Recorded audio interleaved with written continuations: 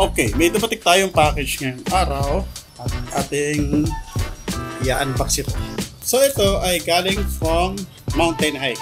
So natin para malaman natin kung ano ang laman ito.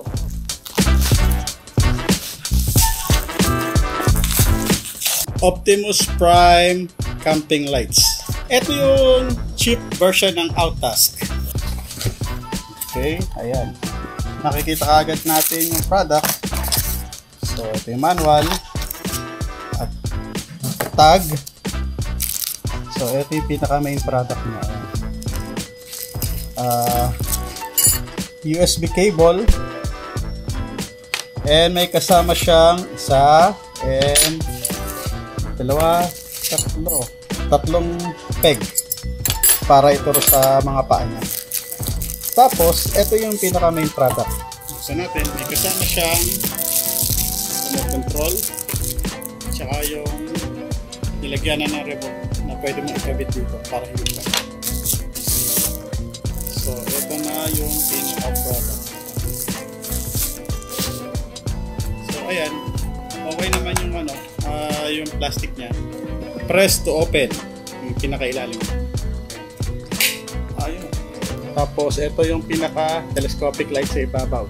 Hinahatakin lang ba yan? O hinahatak lang. Hatak lang pataas. So tingnan natin kung gaano siya kahaba. Mahaba din. So ayan, kung makikita nyo, so ayan siya. Ganyan. Ayan. Compare natin sa cellphone. Ganyan kalaki yung cellphone. Ayan. Tapos yung niya, yung ilaw sa taas ay na-adjust. Ayan. Napipili. Kung saan angle mo gusto. Katulad rin sa Outtask. Very similar lang din siya. Then USB charging port. Ayan. Dito. Meron siyang input and output. So pwede mo siyang gamitin as power bank. Nasa kabilang side, ito, power button.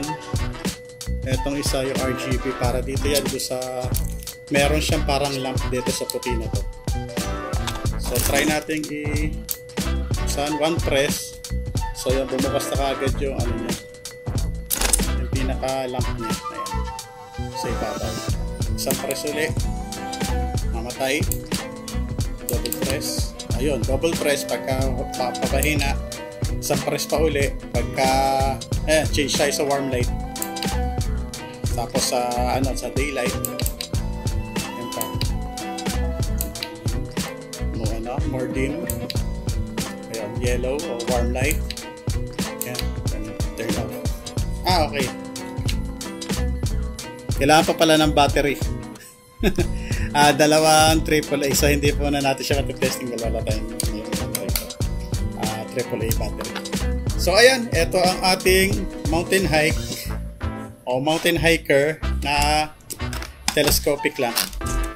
Tingin ko wala siyang rito magnet katulad doon sa Outtask na para pwede mo siya idikit sa mga surface na metal or steel.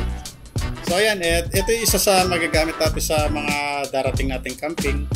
Maraming salamat sa panonood and ilalagay ko na lang yung link kung saan ko siya nabili. Hanggang sa muli and see you on the next one.